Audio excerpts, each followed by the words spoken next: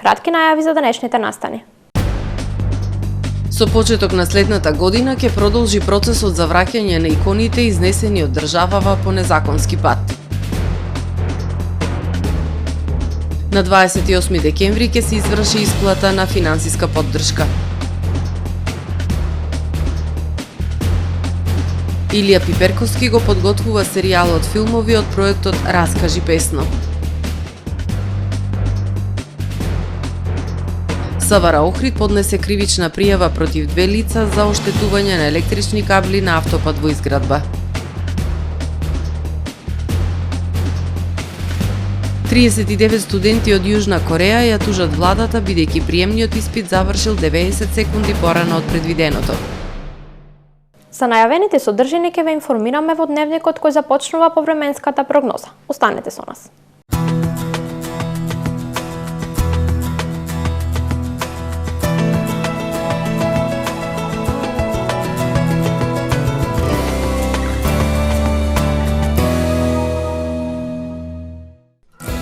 Во Охрид денес имавме претежно сончево време со појава на локална облачност. Максималната дневна температура изнесуваше 10 степени. Во четврток во западна, северозападна, северна и централна Европа ќе преовладува умерено облачно и нестабилно време со врнежи од дожд кои што ќе бидат проследени со засилен ветер. Во областа на Алпите, Скандинавија и во крајните североисточни предели со врнежи од снег и постудено време. Во останатите предели од Европа ќе преовладува стабилно време со локална облачност и релативно потопло време за овој период од годината. На Балканскиот полуостров утре ќе преовладува претежно сончево и топло време со појава на локална облачност. Максималните дневни температури ќе се движат во интервал од 4 до 13 степени. Во Македонија во четврток во утринските часови по котлините и долините ќе има појава на магла и ниска облачност кои што ќе условат намалена видливост и ќе се задржат и во предпладневните часови. Во текот на денот намалување на облачноста и се повеќе сончеви периоди, но ќе биде ветровито и свежо. Минималните температури ќе се движат во интервал од -5 до 2 степени, додека пак максималните дневни температури ќе достигнат до 3, односно до 12 степени. Во Охрид во четврток во утринските часови појава на слаба магла, додека во текот на денот претежно сончево време со појава на локална облачност.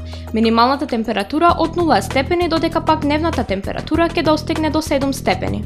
Во Охрид во петок помагловитото и студено утро со температура од 0 степени во предпладневните часови ќе преовладува умерено облачно време. Во попладневните часови нестабилно време со услови за сосема слаб и локален дожд.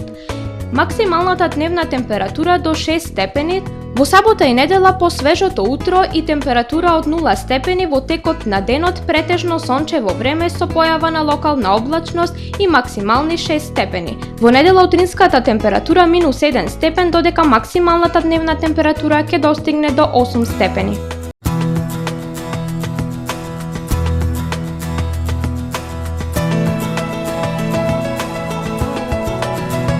Гледавте Метео на ТВМ во соработка со Трпе Инвест.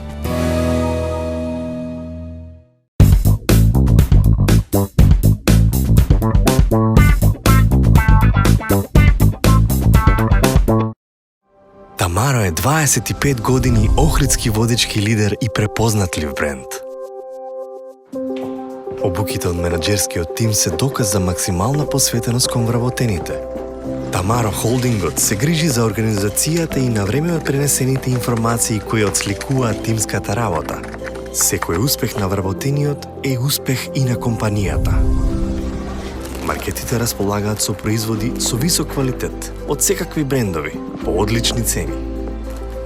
Вкусните печива од Анабела пекарата се веќе омилен појадок на многу потрошувачи во Охрид.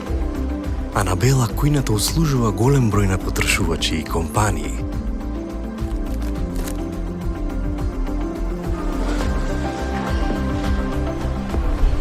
Рибарата е секогаш снабдена со најразлични видови на риба и морски плодови. А месарниците располагаат со свежо месо и месни производи во секое време. Уживајте во својот охридски домаќин. Тамаро, повеќе од маркет.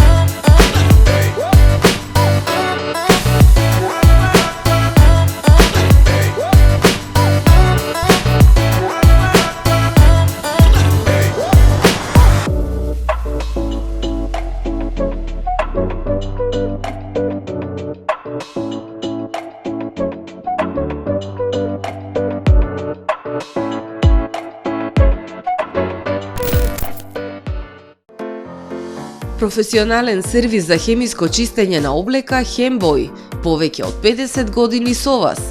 Единствени во регионов работиме со dry cleaning или суво чистење. Не дозволувајте импровизации со вашата деликатна облека. Хембој работи по сите европски сертификати и стандарди со најсовремени машини и методи за dry cleaning, она што го бара производителот на вашата облека за правилно одржување на истата. Вршиме услуги за водено перење на кебиња, постелнини, јоргани, наддушеци и прекривки. Традиција и квалитет повеќе од 50 години. Хемиско чистење Хембој. Правни субјекти, исполнете ги вашите законски обврски од областа на безбедноста и здравје при работа со наша помош. Превентива инженеринг село Оровник. Вршиме прегледи и испитување на работната средина и опрема, мерење на заштитното заземјување на електричната инсталација во објектот, обука за безбедност и здравје при работа на вработените лица, испитување на физичките штетности, микроклимата и осветленоста во работните простории. Изготвуваме изјава за безбедност согласно Законот за безбедност и здравје при работа. Единствени сме во регионот. Брзо, точно, навремено и по најниски цени. Превентива инженеринг село Оровник.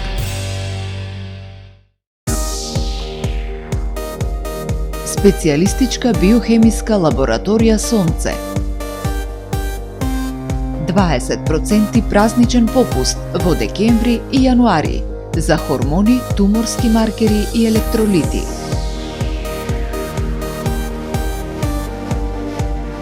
Лабораторија Сонце. 30 години грижа за вашето здравје.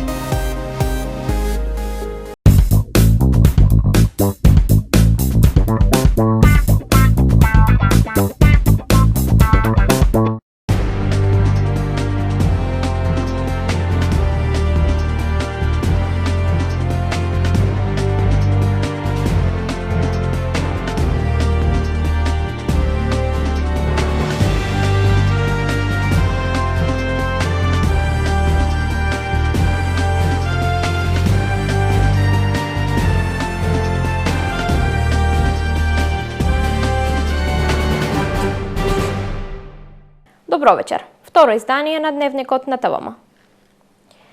По првата успешна реституција на 20 македонски икони кои незаконски беа изнесувани во Албанија, од следната година процесот продолжува за враќање дома на уште 37 ремек дела украдени од македонските цркви и манастири. Професор доктор Сашо Цветковски од МАНУ, кој прв ги препозна иконите кои во период од 2008 година до 2013 година биле изнесувани од земјава, вели дека идентификацијата нема да биде потешкотија, но дека треба да се размислува како иконите понатаму ќе се чуваат и презентираат. Со почеток на следната година ќе продолжи процесот за враќање на иконите изнесени од државава по незаконски пат. По првата успешна реституција на културно наследство со која 20 наши икони од крајот од 18-тиот и 19-тиот век по една деценија беа вратени дома, процесот ќе продолжи за враќање на уште 37 идентификувани икони украдени од македонските цркви и манастири, претежно од западниот дел на земјава. Значаен удел во препознавањето на иконите има професор доктор Сашо Цветковски, член на МАНУ. Се надеваме дека и следната година ќе имаме можност да престојуваме во Албанија и во поголемите центри и музејски установи како што се Корча и Берат, да имаме увид во депоата каде што се депонирани делумно и дел од овие украдените икони од Македонија, од Грција и пошироко и од Албанија се разбира, бидејќи станува за една навистина голема бројка. Тоа е бројка над 1200 икони. Така да тука ќе има некаде 37 до 38 икони наши и останува веќе овој процес на непосреден увид во депоата, во музеите, во Корча и Берат и се надевам дека и таму ќе пронајдеме уште некоја икона. За тоа колку е тешко да се идентификуваат иконите, професор Цветковски вели дека од голема помош е скапоцената документација и евиденција која била создавана од стручни лица во 50-тите и 60-тите години од минатиот век, како и богатиот фотоматеријал со кој се покриени сите предели и цркви во Македонија. Ние приметуваме дека и таму се иконите третирани, можеби не така стручно и професионално, но и тие што веќе ги имаат отуѓено иконите правеле одредени интервенции конзерваторски, можеби најмногу околу сигнатурите и надписите, бидејќи словенските сигнатури ги имаат отстранувано и имаат подоцна додавано сигнатури со грчки слова. Се разбира, оштетувањата се видливи некаде, сите идентификацијски броеви се избришени, од позади ги бришеле, така да но тоа сепак не се некои големи проблеми со кои не може да се надминат. Досега ние сето успешно го решававме. Во периодот од 2008 до 2013 година имаше силен бран на насилно влегување во црквите, од каде што се однесоа стотици икони и други артефакти. Последните неколку години нема толку драстична појава на ограбување на црквите. Тоа се должи на подигнувањето на свеста дека треба повеќе да се грижиме за зачувување на нашето културно-историско наследство, иако остануваат оние објективни фактори кои оневозможуваат тоа на ефикасен начин да се спроведува, вели Цветковски. Најголем проблем е што нашите села се иселени и пусти. Тоа културно наследство во такви објекти периферни веќе навистина е проблем да се следи и треба да се најде едно системско прифатливо решение за сите, како за црковните одбори, така за црквата, така и за службата на заштита на споменици на културата, да се оди со оформување на големи депоа кај што би се депонирале тие икони на едно централно депоа. Професор Цветковски посочува дека покрај зачувањето на тоа културно наследство во депоа треба да се размислува и за поголема негова презентација во повеќе музејски збирки и институции, па дури размислување да се формира црковна музејска збирка. Постапката за враќање на украдените икони во земја од Албанија започна во 2013 година со интензивни активности во последните 2 години. На 28 декември ќе се изврши исплатата на финансиска поддршка за месец декември на корисниците на посебен додаток, корисници на право на надоместок заради попреченост, самохрани родители кои се евидентирани корисници на гарантирана минимална помош и корисници на право на пензија во висина до 19.000 денари.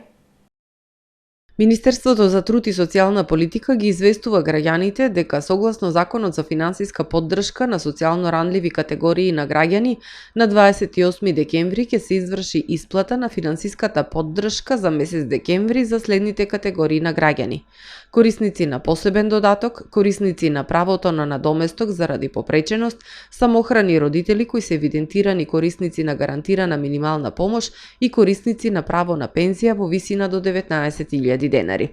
Финансиската поддршка за корисниците опфатени со овој закон изнесува 2.000 денари месечно за корисници на посебен додаток, корисници на правото за надоместок заради попреченост и самохрани родители кои се корисници на гарантирана минимална помош за период од 5 месеци започнувајќи од месец декември 2023 година. Финансиската поддршка за корисниците на право на пензија во висина до 19.000 денари за период од 5 месеци започнувајќи од месец декември 2023 година изнесува 3.000 денари месечно за корисници на пензија не поголема од 14.000 во претходниот месец, 2.000 денари месечно корисници на пензија во висина од 14.001 денар до 16.000 денари во претходниот месец и 1.500 денари месечно за корисници на пензија во висина од 16.001 денар до 19.000 денари во претходниот месец од месецот во кој се врши исплатата на финансиската поддршка. Исплатата на финансиската поддршка ќе се изврши без поднесување на барање од страна на корисниците врз основа на податоците од евиденциите на центрите за социјална работа и Фондот на пензиско и инвалидско осигурување на Северна Македонија за остварено право во претходниот месец од месецот во кој се врши исплатата на финансиската поддршка. Доколку некој од граѓаните корисниците во категориите опфатени со овој закон не добил финансиска поддршка, може да поднесе приговор до Комисијата за одлучување по приговори за финансиска поддршка при Министерството за труд и социјална политика во рок од 8 дена од денот на извршената исплата на финансиската поддршка. Приговорите треба да се достават по електронски пат на следнава адреса: prigovori@mtsp.gov.mk или во архивата на Министерството за труд и социјална политика со назнака до Комисијата за одлучување по приговори за финансиска поддршка. Комисијата по поднесените приговори ќе одлучува во рок од 15 дена од денот на поднесувањето на приговорот, информираат од Министерството за труд и социјална политика. Охридскиот режисер Илија Пиперковски го подготвува целиот серијал од проектот Раскажи песно. После Охрид убав мил ќе ја раскаже приказната за настанувањето и на другите староградски песни кои се дел од нашето културно наследство. Овие документарни филмови ќе бидат дел од охридската историја. После успешната премиера на документарниот филм Охрид убав мил на познатиот охридски режисер Илија Пиперковски, веќе се подготвува целиот серијал од проектот Раскажи песно.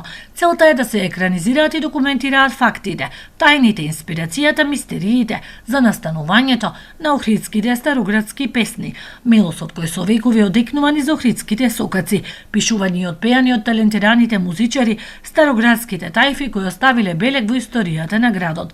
Филмовите ќе раскажат приказната за развојот и континуитетот на чалгиската и трубадурската музика. Идејата ми е подготвена за сите епизоди. Стварно и јас сум возбуден во смисол со големо исчекување да започнам и да собирам буџет, да конкурирам по разни фондови за го направам онака како што стварно го сакам да го направам, со автентични локации, глумци, враќање во тоа време, со сценографија, со костимографија. Има многу песни. Деспина ќе ја грабиме, Бог да бие Русе, 1762 лето, за Фросина, за Зарина. Ке се стварно би сакал да ги почнам, да ги размислувам, како што ви напоменав, со добра креатива, да соберам добра екипа и се надевам дека овие филмови ќе останат еден добар печат за едно време. Тогашните трубедури не биле едуцирани, не пишували ноти, но биле врвни музичари и композитори. Староградските песни се истргани од душата на народот, раскажуваат љубовни судбини и трагични настани. Тие се вистината за едно поинакво време. Порано луѓето немале социјални медиуми, ги немале овие платформи, но единствен начин за бидат блиски и да раскажат некој настан, некоја судбина била преку песната. И стварно е предизвик, бидејќи имаме многу убави песни кои опишуваат време и ги пееме како пред 150 години, кога биле и креирани од самиот народ. Староградските песни се дел од културното наследство. Овие документарни филмови ќе бидат дел од охридската историја. Времено се запира впишување на националноста во матичните книги на родени, венчани и умрени лица, информираат од Уставен суд на Македонија. Уставниот суд на денешната седница одлучи да поведе постапка за делови од 3 члена од Законот за матична евиденција, во кој е содржан зборот националност во изводите за родени, венчани и умрени. Во следниот период, Уставниот суд ќе оценува дали е уставно покрај наведените лични податоци како што се име, презиме, податоци за раѓање и живеалиште, граѓаните да ја наведуваат и својата националност во матичните книги на родените, на венчаните и на умрените. Според судот, припадноста кон одредена нација е приватно и внатрешно чувство на секој поединец и е негово право да одлучи дали ќе биде припадник на одредена нација, дали ќе се изјасни за сопствената националност, но и да се повика на правото да не се изјаснува по ова. Уставниот суд смета дека овие одредби се во спротивност со неколку членови од Уставот, како што е владењето на правото, членот 18 која гарантира тајноста на личните податоци. Од денеска, се додека судот конечно не се изјасни, не смее од граѓаните да се бараат податоци за националност при впишување во матичните книги на родени, венчани и умрени. Иницијативата до Уставниот суд беше поднесена на 3 јули 2023 година од страна на политичката партија Левица. Кривична пријава против 2 лица за оштетување на електрични кабли на автопат во изградба. СВР Охрид поднесе кривична пријава против 56 годишен жител од Народна република Кина поради постојање основи на сомнение за сторени кривични дела, уништување или оштетување на јавни инсталации и несовесно работење во службата, како и против 62 годишен охриѓанец поради постојање основи на сомнение за сторено кривично дело, несовесно работење во службата. Двајцата вработени во градежна фирма со неизвршување на своите службени должности за известување на поставена подземна инсталација на автопат во изградба предизвикале оштетување на електрични кабли сопственост на ЕВН Македонија, пошто настанал прекин на снабдување со електрична енергија на повеќе правни и физички лица во општина Дебрца, пошто предизвикале материјална штета од околу 502.000 денари, информира потпаролот на СВР Охрид Стефан Димовски. Следуваат вестите од светот. Судот во Колорадо му забрани на екс-председателот на САД Доналд Трамп да се кандидира за председател на државата. Одлуката не се однесува на други држави, но може да биде проследена со други слични пресуди, пренесуваат медиумите. Причините за ваквата одлука на судот е нападот на неговите поддржувачи врз Конгресот пред 3 години во обид да го спречат Бајден да ја превземе функцијата. Судиите на Врховниот суд во Колорадо гласаа 4:3 дека Трамп не ги исполнува условите да биде председателски кандидат на државата. Се очекува ваквата одлука да биде оспорена од Врховниот суд на Вашингтон. Оваа пресуда може да има големи последици на изборите во 2024 година, пишува Guardian. Интензивни преговори во Кајро со посредство на Катар и Египет за нова хуманитарна пауза во Газа. Понудата од Израел за Хамас е 7 дена примирие во замена за 40 заложници, жени, деца и возрастни лица на кои им е потребна итна медицинска помош, како и ослободување на десетина палестински затвореници. Понудата доаѓа по меѓународниот притисок врз израелските власти, но и посредбата на Нетањаху со семејствата на заложниците. Претходниот 7-дневен прекин на огнот беше искористен за достава на храна, вода и гориво во појасот Газа, како и за ослободување на 105 заложници и околу 240 палестински затвореници. Ураганот Золтан се поблиску до Германија. Се очекува хаос. Метеоролозите најавуваат оркански и олујни удари од ветер со брзина од 140 км на час. Ноќта четврток кон петок се очекува првиот удар на ураганот на целиот брег на Северно море. Поради најавеното големо невреме може непрекин во воздушниот и железничкиот сообраќај. Германските метеоролози ги советуваат жителите да ја следат временската прогноза пред да тргнат на пат. Јужнокорејската влада тужена од група студенти бидејќи нивниот приемен испит завршил 90 секунди порано од предвиденото. Најмалку 39 студенти тврдат дека на полагањето по корејски јазик првиот предмет на испитот во главниот град Сеул звончето задзвонало порано. Тие како оштета бараат по $15.400, трошок кој треба да го платат за едногодишно студирање, пренесува BBC. Озогласениот приемен испит на факултетите во Јужна Кореја е 8-часовен тест по неколку предмети и е еден од најтешките испити во светот и влоговите се многу високи, додава BBC. Ова не е прв пат студентите во Јужна Кореја да тужат поради прерано звонење. Во април судот во Сеул им доделил по $5,250 на студенти кои тврделе дека се обесправени на испитот во 2021 година, бидејќи звончето задзвонало околу 2 минути порано. Тука го завршуваме првиот дневник на ТВМ. Ви благодарам за вниманието со кое не следевте. Пријатно!